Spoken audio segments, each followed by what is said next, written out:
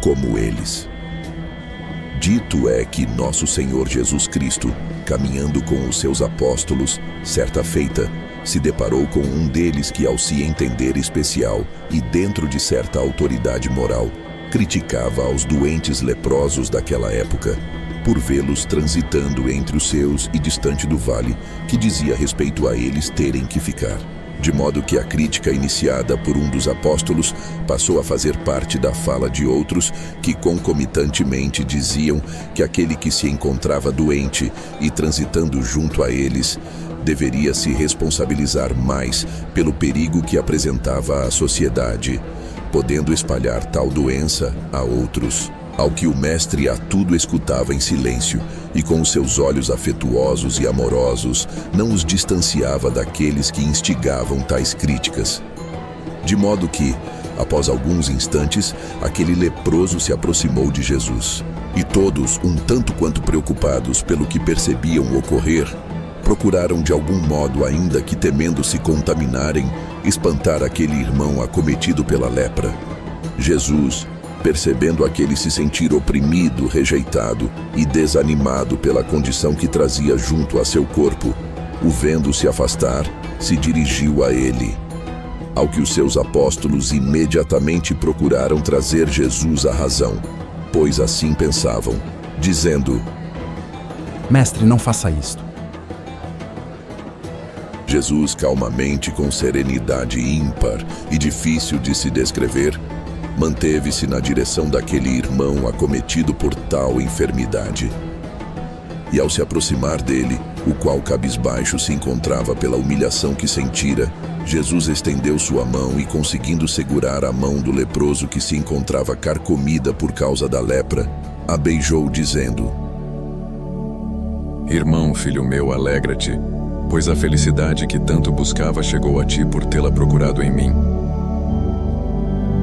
E animado aquele, levantando a sua cabeça para ver com os seus próprios olhos quem dizia tais palavras, percebendo se tratar de Jesus, emocionado, começou a chorar. E a cada lágrima que se despendia de seus olhos, ia se banhando com o remédio da fé que trazia em si.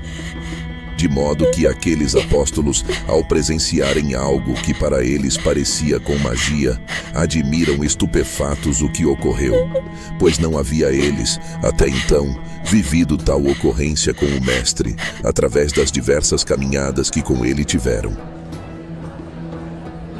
E quase que o corpo do leproso purificado, apenas mantendo-se algumas manchas e pruridos que se viam permanecer pela condição avançada da doença, ele se prostou diante de Jesus e o agradeceu com a mais intensa força de sua alma, pelo que percebeu haver ocorrido como cura de seu corpo.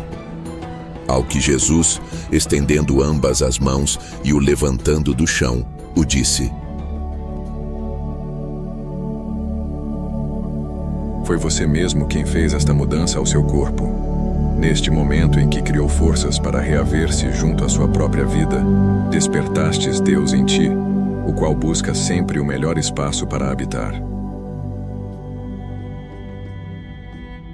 E a transformação da cura se deu pela presença dele, se fazer pelo seu ato de fé. De modo que aquele não mais leproso, se afastando alegre e animado por perceber-se junto à vida provida de uma nova oportunidade, Jesus se voltou aos apóstolos dizendo: Queridos companheiros de jornada, não vos assusteis tanto com aquilo que os olhos veem, mas muito distantes se encontram da verdade por trás do que os olhos não podem mostrar e apresentar a vós por agora. Sejamos confiantes de que nada é por acaso e que Deus, dentro do compromisso que tem para conosco, nos pede raciocinar com prontidão e respeito, evitando apenas argumentarmos sobre isto ou aquilo através de justificativas dadas-nos por alguns que ainda vivem cegos pelo próprio egoísmo e as quais são espalhadas como verdades divinas. Mas a verdade divina se encontra no amor. E como eles que vivem aos nossos olhos doentes, lembremos que nós também o somos aos olhos de Deus. Sigamos, fazendo todo o bem pelo amor que pudermos, E mais que a cura física, alcançaremos por fim o nosso despertar espiritual.